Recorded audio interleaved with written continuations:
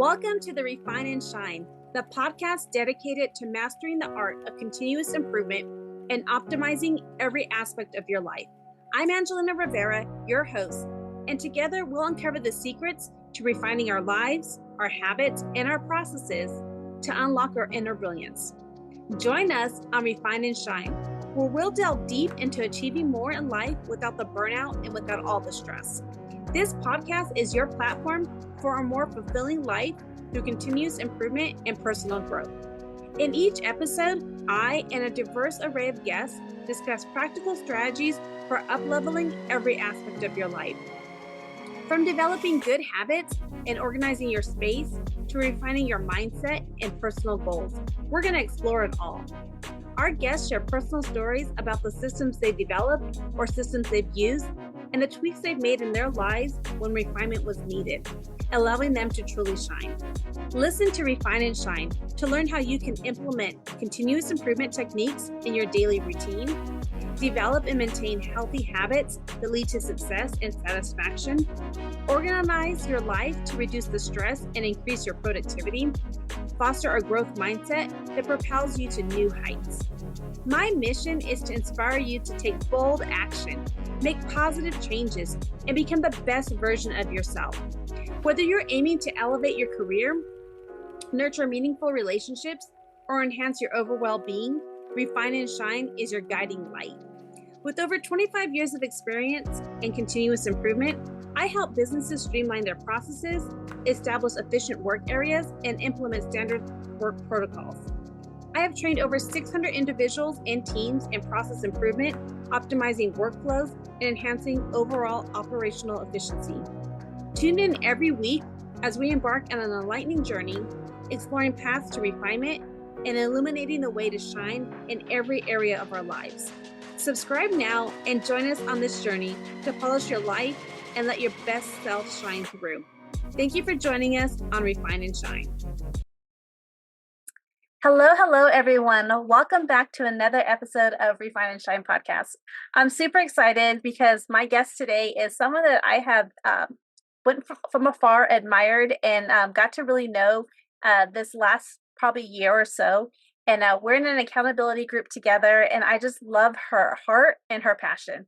And so my guest today is Sam Willing.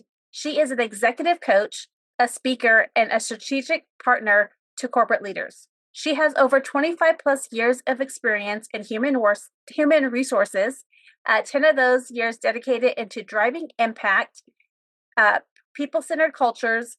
She's seen firsthand the power of leadership and shaping businesses to be successful. For over a decade, she's run her own coaching practice. It's an executive coaching practice where she has helped leaders and organizations cultivate clarity, connection, and resilience so they can lead with confidence, build high trust culture, and create lasting impact without sacrificing their own well-being. So thank you, Sam, for being a guest here today. Thank you so much for having me. It's such an honor to be in this space with you. I'm really excited. Oh, I thank you. I appreciate that. So Sam, I have heard you speak on stages. I have heard you, we've been in this accountability group and all of these things. And I see you shining now, but I think that life hasn't always been like that, right? You've had to work your way into being the person you are today. So can you kind of walk us through that journey of who you are? Yes. Oh my gosh, who I am. Well, that is quite a journey. Where do I start? I will say this.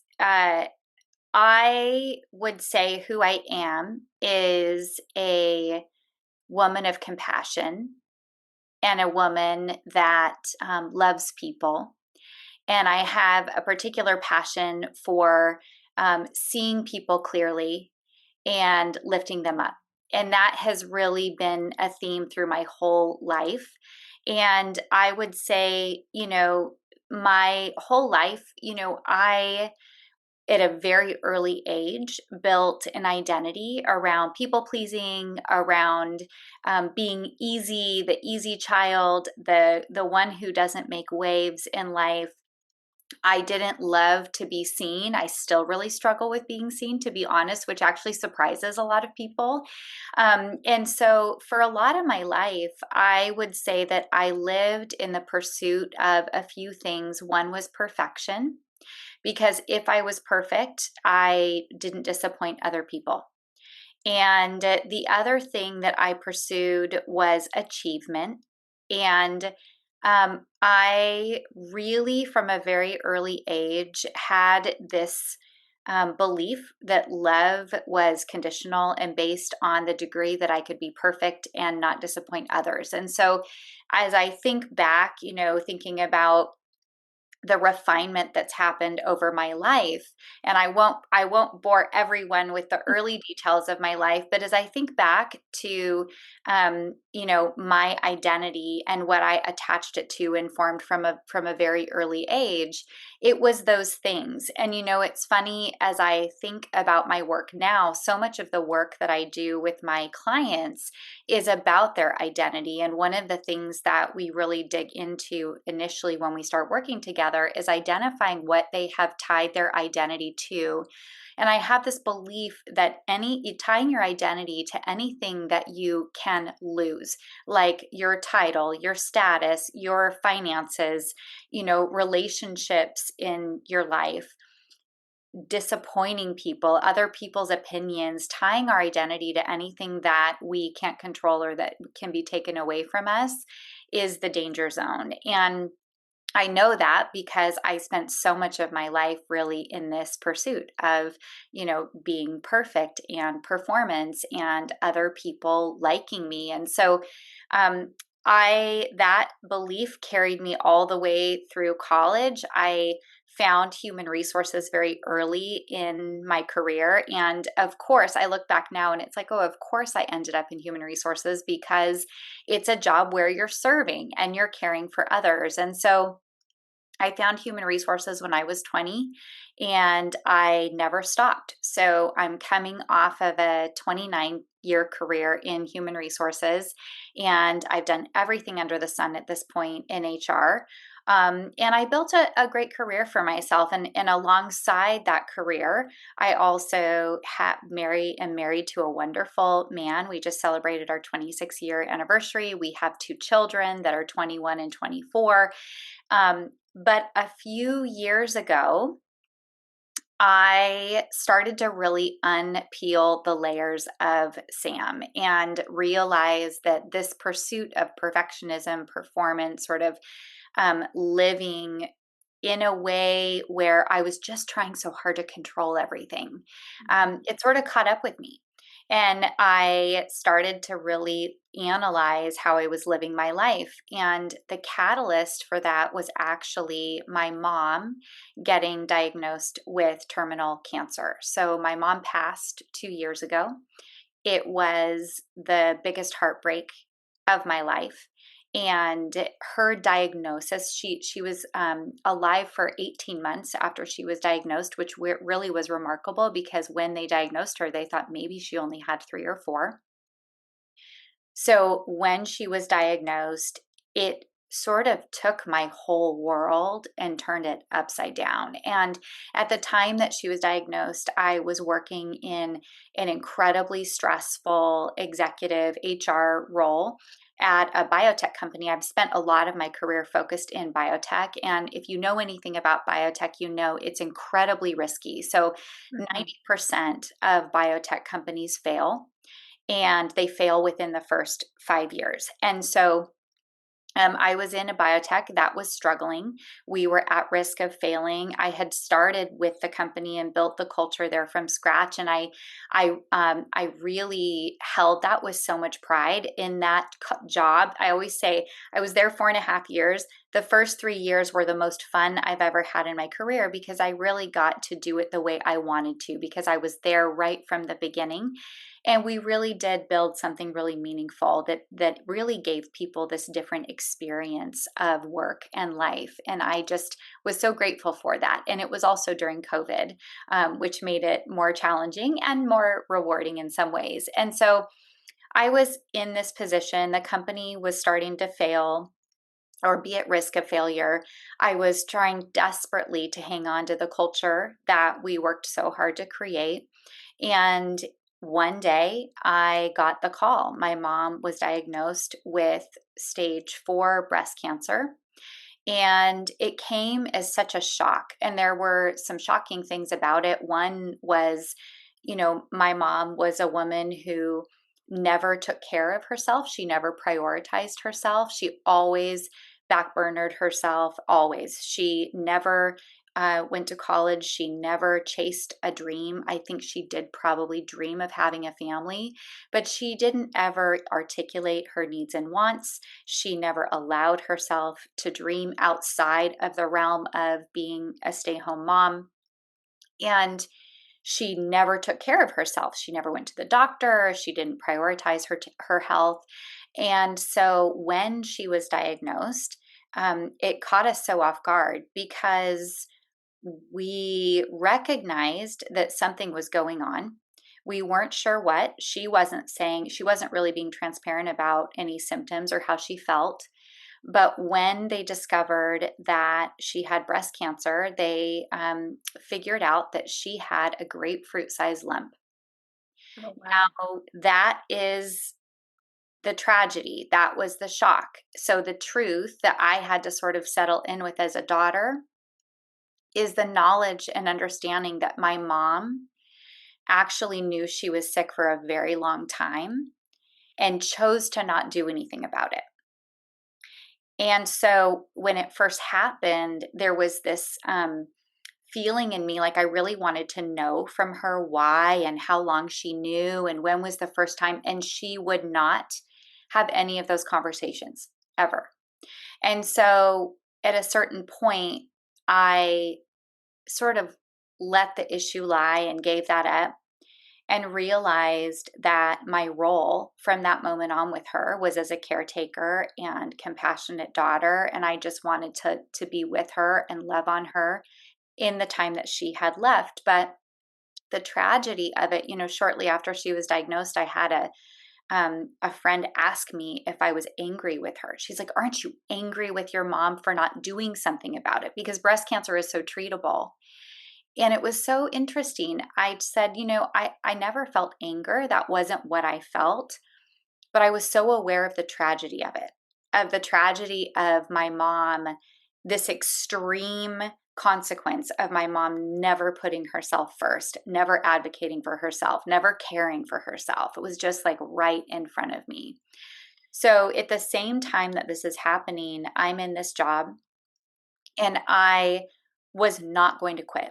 I was not going to give up. I was not going to quit.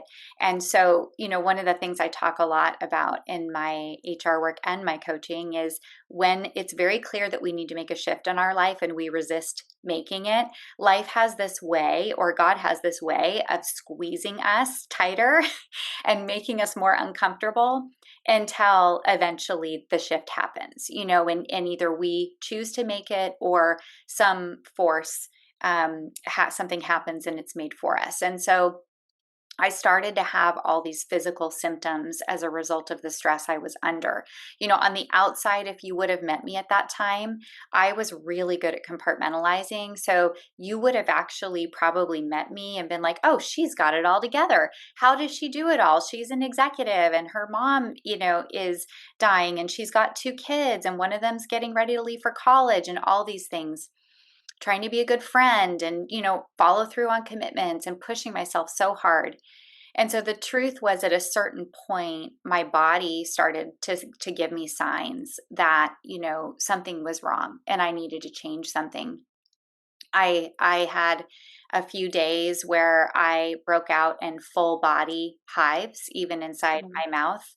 I had an eye twitch in my left eye for about 6 months. And eventually it started to travel down the left side of my face into my lip. I started having a couple glasses of wine every night. I started taking anti-anxiety medication to try to sleep. I started shopping more. It was like anything to medicate and to help me feel like I was in control. And I have this story that you've heard before, which is my commitment to not quitting my job and not changing my situation was so fierce that at one point I was having a facial, trying to practice some self-care and relax. And the woman giving me a facial said, she saw my eye twitch. And she was like, "Oh, I can actually fix that for you. All I have to do is put some Botox in your eyelid." And I was like, "Great, that sounds amazing." And I laugh now because I'm like, that's how desperate I was to not like give in to the pressure and stress. I literally let someone put a needle in my eyelid that close to my eyeball, in order, and it did stop it. It was like, great, now I can continue on. I can mask the problem and keep going. And so eventually I, came to this point where, like I said, life squeezes you. And I was in an executive meeting on Zoom, and we were having a horrible executive meeting. All of the executives were on this on the screen of my computer in Zoom, and everyone's worst leadership behavior is coming out because the company's failing, and there's tension and all these things. And I was so frustrated because I felt like I was watching all my leadership coaching and the tools that I'd provided kind of go out the window. And in desperation, I texted my husband and said, "Ugh, I need a new job," with a crying emoji. And a few seconds later, the CEO texted me back. I had accidentally texted him. And that is my most embarrassing career moment, because I'm such a perfectionist and I'm so careful about what I say and how I present myself. I just don't make mistakes like that. And so a couple seconds later, he texted me back and, said, "We should talk?" question mark. And I had a choice in that moment. And the choice was, I could play it off and say something back like, "Haha, this meeting is terrible," which, he and I sort of had that banter relationship. I could have done that. He probably would have bought it. But in that moment, there was something, I felt like God was like pressing on me. It was like, no, it's time to be honest. And so I was honest, and I just said that was meant for my husband, but I do think we need to talk. And I went in the next day and I quit. And the wake up call for me, and that was when I quit. And the CEO was so gracious. He gave me so much grace. He was like, "Will you be a consultant? Can you take a leave of absence?" But at that point, thinking about when we need to make shifts, I was so physically uncomfortable. It was like, I can't stay, like, I have to leave. I just have to leave. And so when I left, I had my last day, and I walked out of the building and I got in my car and I sobbed all the way home. And then I got home and I cried more. And it was just like this flood of grief. And then I kind of sat there feeling really guilty and kind of ashamed, because I realized I was grieving this hard over a job. Like, I had tied my identity to my title, my salary, my influence. I built my safety and security around that. Meanwhile, my mom is dying. Like, that's it. And so I sat there, and it was this huge wake up call for me, just in this realization of all of the things that I had built my identity around that weren't lasting, and it made me, I originally, when I left that job, my plan was to take 1 month off and then go and start my own coaching business fully. I'd always dreamt of being an entrepreneur, and I ended up taking 9 months off and totally slowing down. I spent those 9 months with my mom, and they did end up being her last 9 months.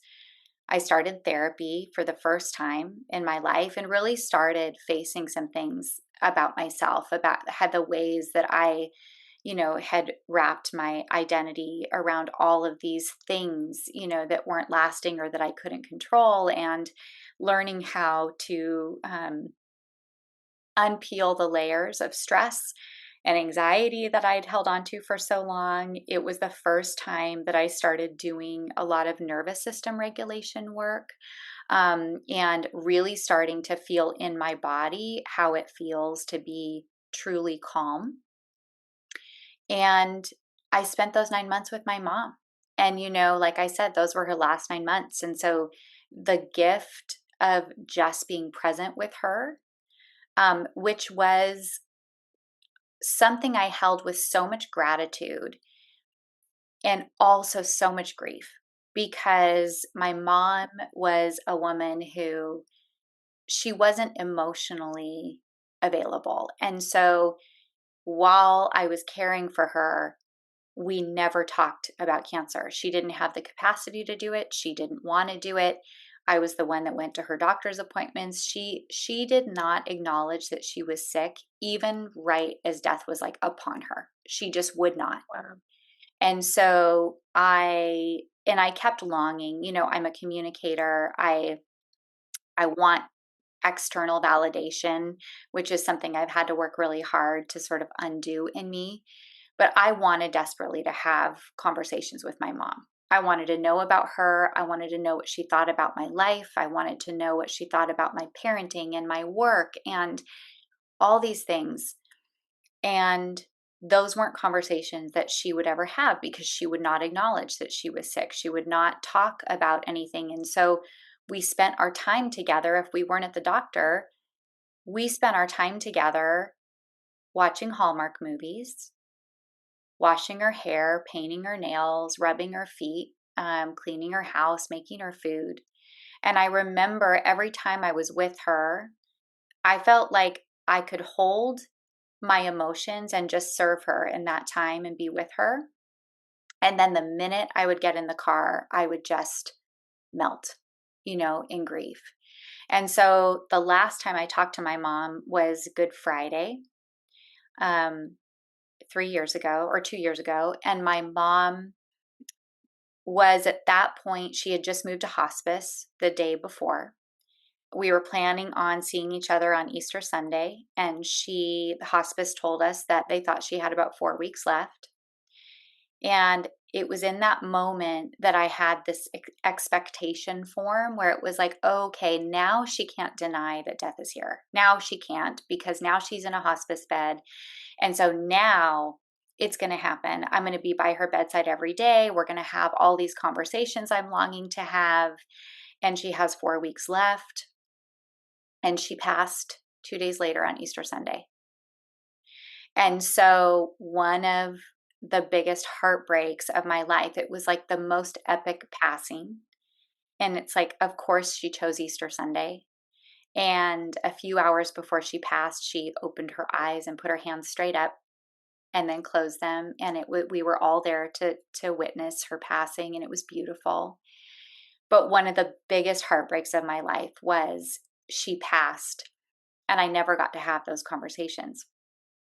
And so it was this moment of pain and grief and vulnerability for me. And I remember right when she passed, I had this emotion come over me, and I just like laid over her, and I was just like crying in desperation to God, like, heaven, please be real. Like, I need it. Like, I need to know it's real. Like, I need it to be real. I need it to be real. I almost felt like I was like a 10-year-old little girl, just like desperate to know that her spirit was going to live on. Um, and so it was a time of such grief and such pain. And one of the things that happened, and one of the big lessons for me during that experience, is that, for me, my faith is such an important part of my life. And sometimes we don't get what we want, or our expectations aren't met.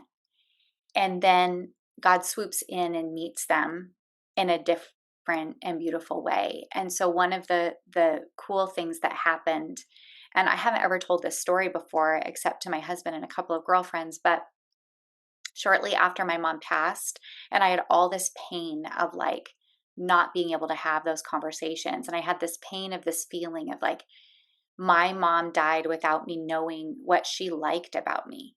Like, I don't even know what she thought about my work or my parenting, or I don't know. And it was just this deep pain for me. And so I one day was having these really vivid dreams after she passed. And I had this really vivid dream one night that I picked my mom up in the car, and she like bounced into the car, and she was all healthy and her face was all shiny. And she asked if we could go to the store to get a card for her friend Linda. And so I took her, drove her to the store, and she's looking at this huge wall of cards. And she pulls out this card, and it has all these red hearts all over it in all different shapes and sizes. And she turns to me and she said, "I'm going to give this to my friend Linda." And I woke up from the dream and I thought, oh my gosh, I need to call her friend Linda and tell her about this dream, because my mom never expressed any emotion. But I think she wants her friend Linda, who she was probably closest to at the end of her life, I think she wants her to know that she loves her. And so I called Linda and I told her the dream. And then Linda, was tearful and thanked me for telling her. And she said, "You're right." I said, "I'm not sure if my mom ever told you this, but I think she wants you to know she loves you."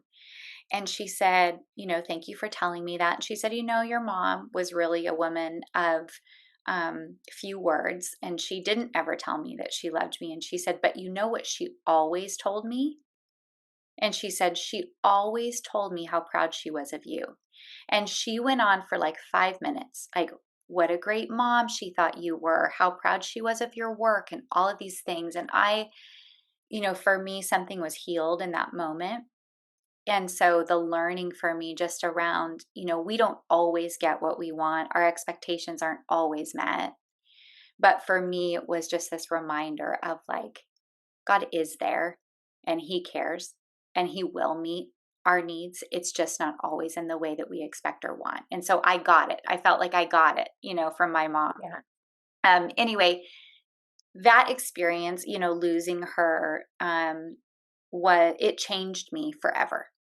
And it made me think differently about my life, about my identity, about my work, about my relationship with my kids, my priorities. It sort of like turned everything on its head. And I started just on this pursuit of, how am I going to live wholly, like with no regrets? And how am I going to live bravely and not just sit around and toil away in these corporate jobs anymore, feeling so just stressed? And like, actually, am I going to step into my purpose with a lot of courage and bravery? And so that's what I've been working on. And I had one more corporate job after my mom passed that was a doozy. I'll just say that. It was like it was literally like the most dysfunction.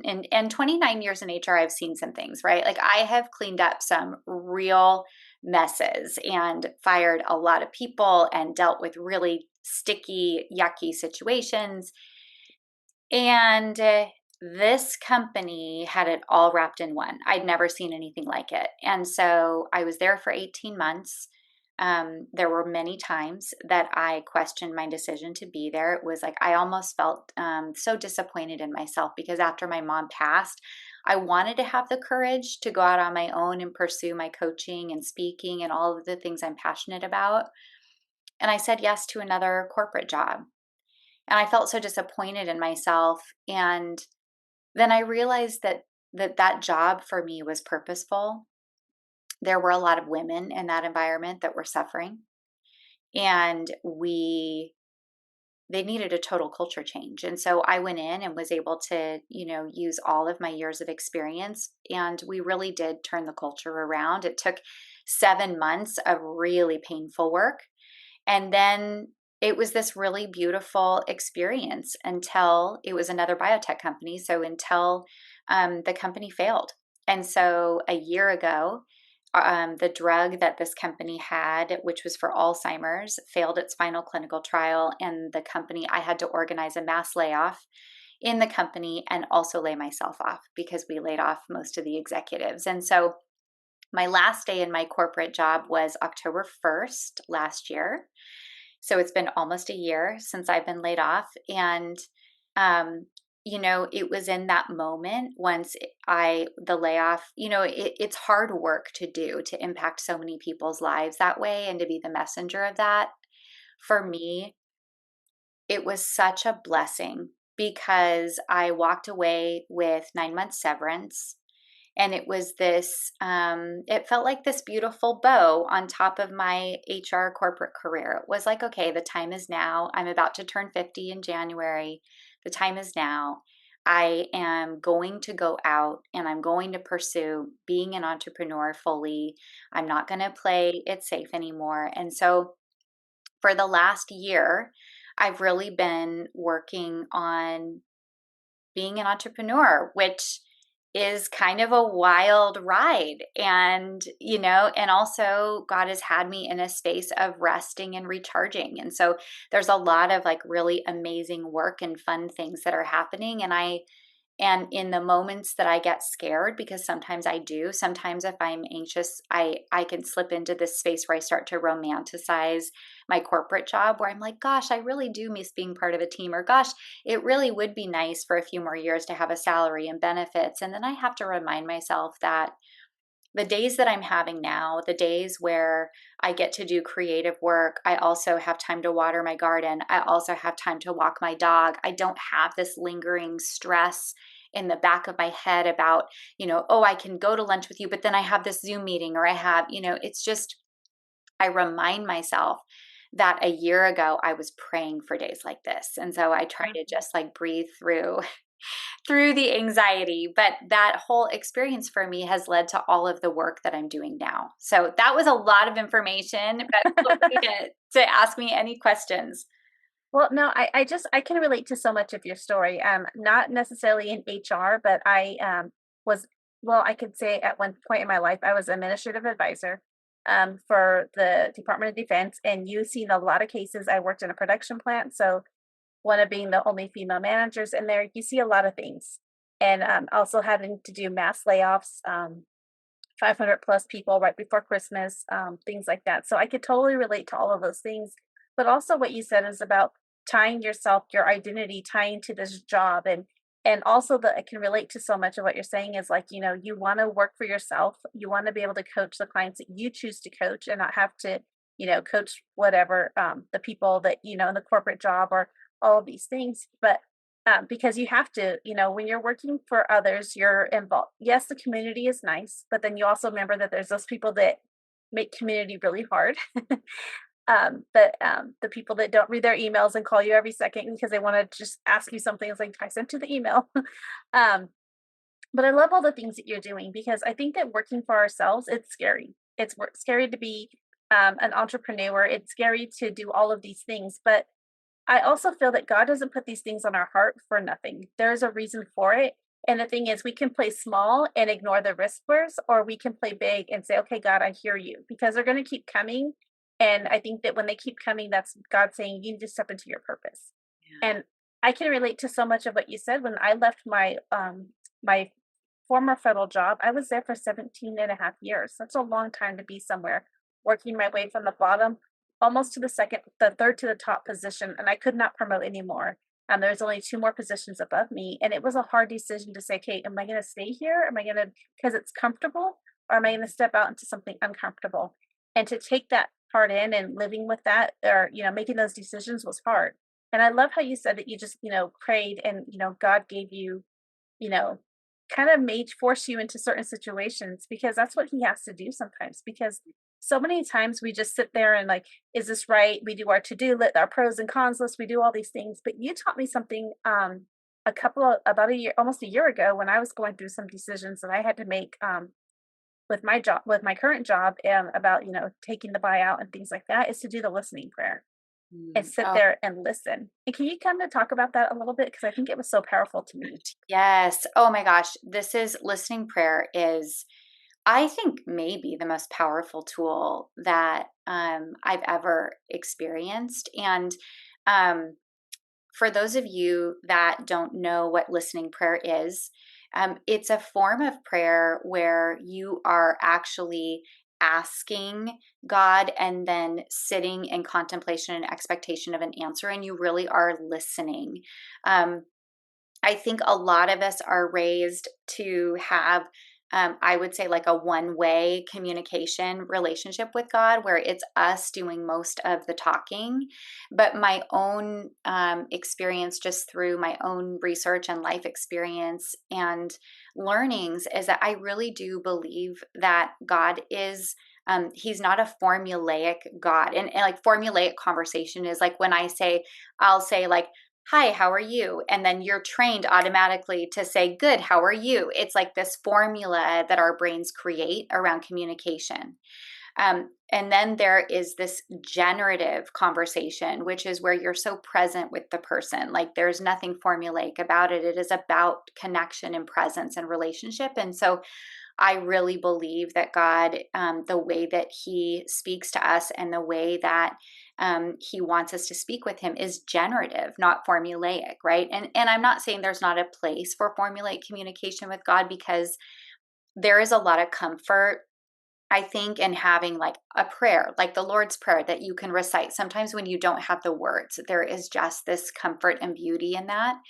But I do believe that God wants to speak to us. And it's interesting because since I've been practicing listening prayer, there are a lot of people who actually are like, I've never heard God speak. Like I've never heard God's voice. I've never gotten a message from God. And so I believe that God speaks to us through listening prayer, through other people, through signs, through, things that show up in our lives. And a lot of times we're just not slowing down enough or present enough to listen or to receive them. And so listening prayer is a form of prayer where for me, it's very simple. If I am sitting, every morning I have a journal practice and a prayer practice, and I will end my prayer practice oftentimes with sitting in silence and just asking God mentally, like 3 simple questions. God, what do you want me to know today? Or if I'm ruminating on a certain situation, is God, what do you want me to know about this? And then you sit. And the way that I have experienced it is that, it can be, we can get in this trap of being like, how do I know if it's my voice or God's voice, or right? I always like have felt that God's voice will come in like fast and strong for you. But right after you hear God's voice telling you, like the devil's right behind, right? It's a quick like, did God really say that? It's like, so I always think of it as like, if it is a voice of love, if it is a voice of clarity and affirmation, I really believe that that is in the spirit of God. Anything that has to do with, self-doubt, self-criticism, and I'm not saying gentle conviction, that's different. But the voices in our heads that cut in on us and start to make us doubt who we are. So I simply just ask, God, what do you want me to know? And then who do you want me to bless? And then is there anything else? And it's interesting because sometimes a verse will come to mind. Sometimes a specific person will come to mind. And I think about it, I'm like, oh, I think I'm going to reach out to that person, just text them, let them know I'm thinking about them. And it's kind of amazing how often that person will actually be in a space of needing some encouragement or prayer. Sometimes I get a picture, the very first time I experienced listening prayer, was at the time that I described earlier when my stress level was just like off the charts high. I hadn't left that job yet. I hadn't sent the text yet to the CEO by mistake. But I was so riddled with stress and I was willing to do anything. And so I have a friend who taught me listening prayer, and she asked me if I would do listening prayer with her. And I closed my eyes and she was praying for me. And she asked on my behalf, like, God, will you just, give Sam a word, a verse, a picture, just some clarity. What do you want her to know? And I had this visual of this glass ball. And inside the glass ball were all of these things that I really care about floating around, like, my mom, my children, my husband, my work, friends, family. Everything's floating around in this ball. And I was describing it to her. I said, I see a glass ball, all these things. And she said, where are you? Are you in the ball? I said, I'm not in the ball. I'm on the outside of the ball, and I'm dressed in a black suit with black tap dance shoes on. And I'm racing around the outside of the ball trying to keep my footing. And she said, what does God want you to do with the ball? And I said, he's holding out his hands. He wants me to give it to him. And she said, what does he want you to know? And I said, he wants me to know that it's not mine to carry all these things, that he cares about these things too, and that he's not going to break the ball. He's going to cradle it gently, but it's no longer mine to carry. It was so clear. I like snapped open my eyes and I was like, oh, I need to leave my job. Like I need to lay it down. And then I still didn't do it because I was still like, no, I'm not going to give up. I'm going to keep going. But that was my very first experience with it. And it was so powerful. And so since then, I have done it. And it's not all the time that I get such a vivid picture. I think it's really helpful to do it with someone. It's like a beautiful experience to have someone ask on your behalf and pray over, and you just sit and receive. But it is something that I practice often, and especially when I find myself feeling dysregulated or like anxious about something in my life where I just like really want clarity. And it's not that God is always giving me an answer or direction. Sometimes all I hear is rest, or you're on the right track. So it's not like the clouds part and I'm like, this is exactly what I'm supposed to do. But it is this thing where it's like, okay, I don't know how everything's going to work out with this. I don't know, but I'm on the right track. I'm just going to continue to move forward. And I think that's the last thing I'll add is that I do feel like a lot of times in life, and I'm having to live this so much in my entrepreneurial journey right now, which is a lot of times God only gives us enough light for the very next step. And it keeps us in trust, having to trust and being dependent on him. And it's like, I know what this next step is. And then when we start looking out and like trying to figure out what the steps are going to be, we can like really get stuck, or we can get in force or control or, anxiety. But if it right now, it's like, okay, I have enough light for the next step and the next step and then the next step. And so sometimes for me, listening prayer is really about that. It's just like, I don't know how things are going to work out. I just want enough light for my next step.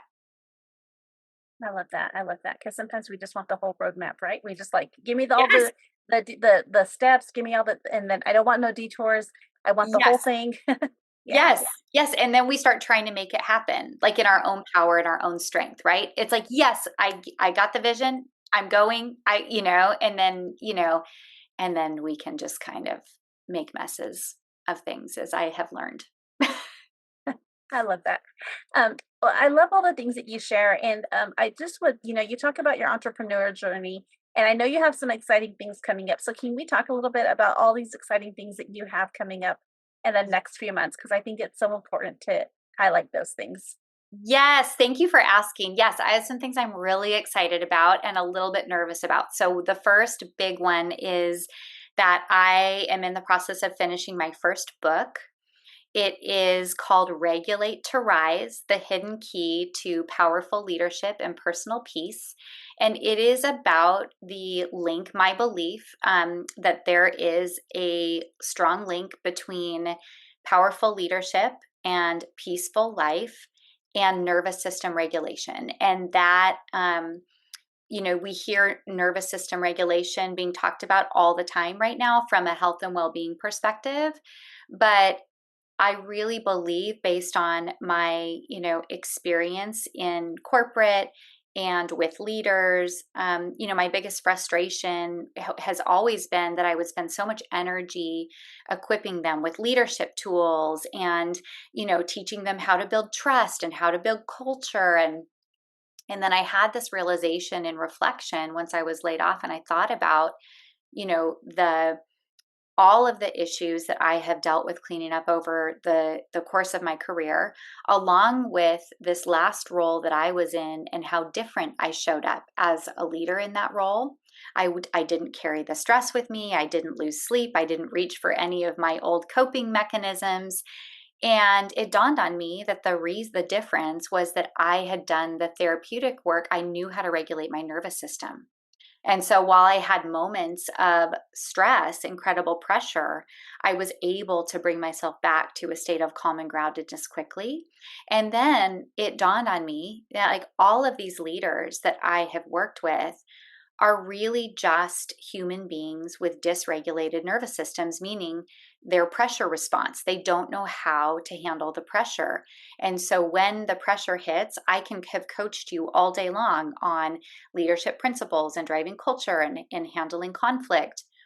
But if I'm not also teaching you how to regulate your nervous system the minute the pressure hits, all of the things that the tools go out the window. You can't access them because you're stuck in fight or flight, which is usually formed when we're very young. And so I had the opportunity to write a book about it. So I wrote a book about it. I believe it will officially launch probably early November. And I'm really excited to to talk about it, to do some speaking about it. I hope the stories from the book are not only from my personal life, but also a lot of my corporate leadership stories, leadership tools, as well as the importance of regulation, what it is, why it matters, how to integrate it into your life.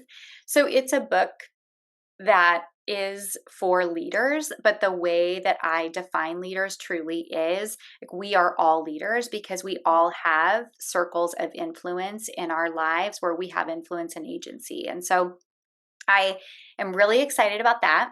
And then the other thing I'm doing is launching a coaching program called the Elevated Table.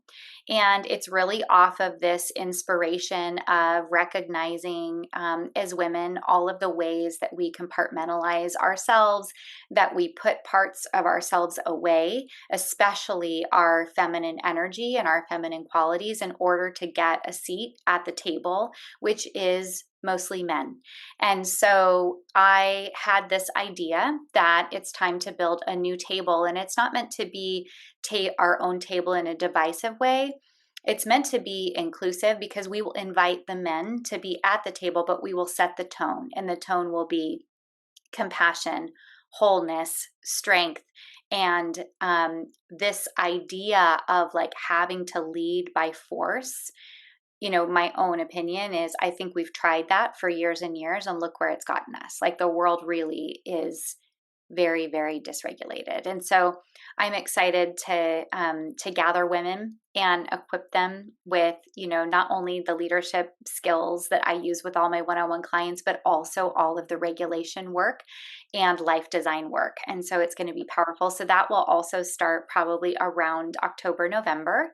And then the last thing that is really different for me, but also feels like it's been years in the making, is Brooke Beardall, the founder of Holy Yoga and author and speaker. She's just phenomenal. Her and I have partnered together, and we are hosting a retreat in November in Scottsdale, Arizona, November 15th to the 18th. It is called the Purposeful Pause Retreat. And it's for women of impact that are ready to reset and come back to them. It is a retreat where we will provide a lot of teaching and tools. A lot of it will focus on self-care and soul care, and also bringing people back to a place where they're reconnecting with God. And so it's going to be transformational and beautiful. And we've got about 6 spots left at it. And so I'll send you the link for it. You can include it in the show notes. Oh, I love all the things that you said. I mean, I love the book. I think that it's so needed. And I think that when you said it's about, for leaders, like we're all leaders, and I love that, because I think about, the back to the identity. We feel like we're not a leader if we don't have a title leader or manager or all these things, but we lead every day, whether we're a parent, an aunt, an uncle, all of these things that we're doing, we're a role model to somebody.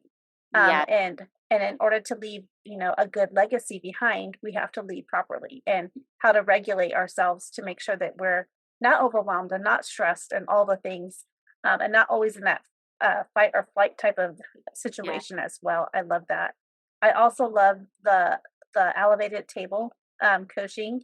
Um, as a, I worked in the manufacturing arena for 25 plus years, um, and worked my way up. And the way that being around a lot of males in the manufacturing industry, and also being a manager, a branch manager, had a lot of interesting conversations and a lot of interesting things happen in my life.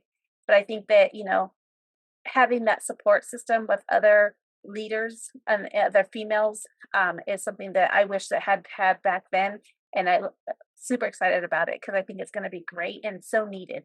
And I also, the retreat sounds amazing. So thank you for all of those things. Um, Yes. Before we wrap up though, I'm going to make sure I have all the links, how to follow you, all the things.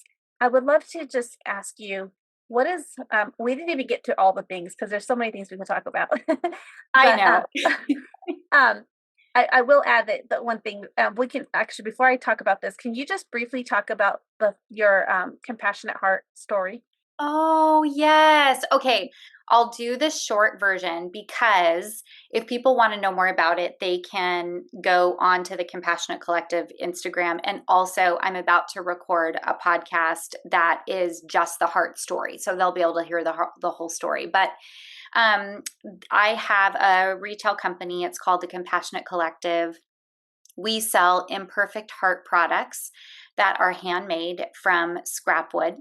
They're made by a very special person in my life. His name is Gary, and he is our heartist. And we've been doing this work together for almost 7 years. In December, it will be 7 years. Um, it started very organically. I met Gary through my dad. Gary has had a really hard life. When I met him, he was living off of $800 a month on disability. He had a career ending injury. He used to be in construction. He had an accident with a cement truck, so he wasn't able to work anymore. And he'd been living that way for about 15 years. So he was living in severe poverty. And when I met him, he had started making, as a pastime, kind of a hobby, these small wooden hearts out of scrap wood. And he was handing them out. And my dad brought me one, and I loved it so much. I had just started my podcast called Imperfection Wins. And that's exactly what I was talking about on it, was this beauty in imperfection. And so I asked my dad, and Gary had no phone or way for me to get a hold of him, and he lives about an hour and a half from me. So I asked my dad if he would see if I could buy the hearts from Gary. And so that's how we started. And I would buy, 20 hearts at a time, and I was sending them out to podcast listeners or giving them out to friends. And people just loved them. And the way that I talked about them was this tangible reminder that things don't have to be perfect to have meaning. And so over the course of the last 6.5 years, the hearts have really grown legs of their own. To be honest, it's probably the one body of work in my whole life that I've always been like, I've never tried to control. It's like, I just every day I'm like, okay, God, it's yours, because I never expected it in my life. But over the last 6.5 years, Gary and I have built quite a business.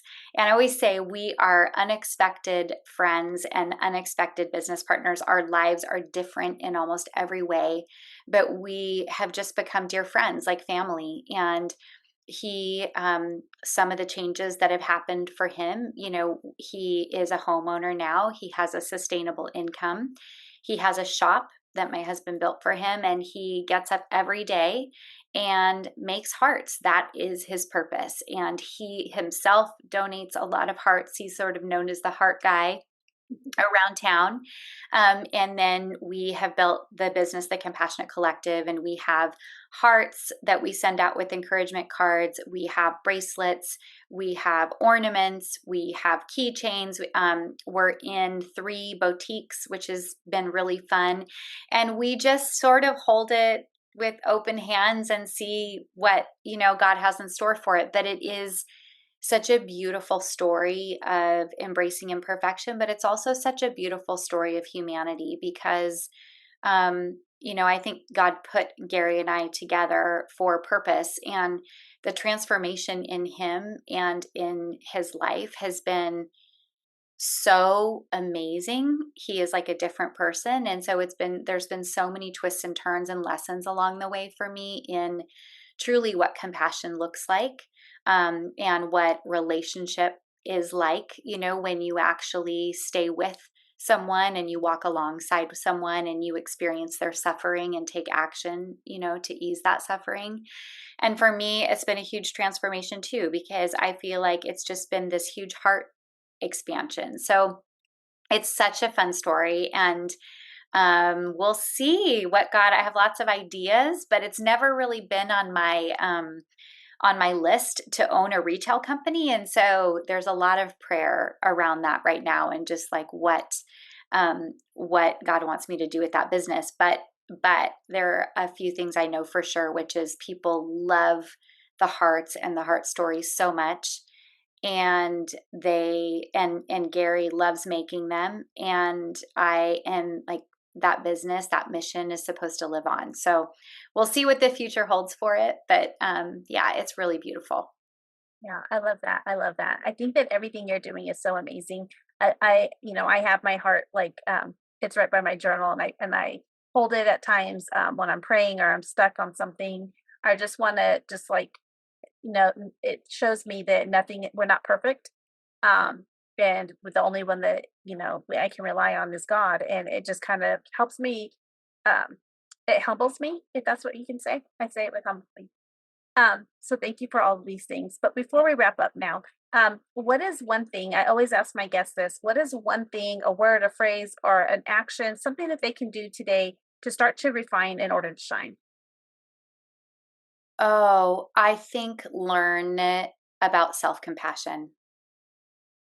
I've had to learn so much of that myself. And I really think the key to rising and is self-compassion, like being able to give yourself grace, being able to be kind to yourself, because it's proven, there's a lot of research around it. If we are not compassionate to ourselves, it is essentially impossible for us to be truly compassionate to other people. And so I just think learning how to practice self-compassion is such a key, to everything. I love that. I've been going through some challenges myself with, I had surgery and all the things, and I was like, there's been weight gain and all these things, and I had to look at them in myself in the mirror. And I used to high five myself. I used to do the Mel Robbins high five, and I stopped doing all of that. And so I started just to tell myself every morning when I wake up, I love you. And it doesn't matter my hair is a mess or anything. It's just telling myself that I love you. And you're so right. Is like, how can you expect others to love you when you don't even love yourself, or you're not treating yourself with the things that you need to, treat yourself with? And I'm not talking about you have to get your nails done and your hair done and all these things. I'm talking about just taking care of your body, making sure you're resting, you're eating properly, you're exercising, all of those things, and just looking at yourself with love instead of all the things that are wrong with you. So thank you for sharing that. I think that's so beautiful. And it's a beautiful way to shine. Yes. Thank you so much. Well, thank you. I enjoyed having you as my guest today. Thank you so much. It was so fun.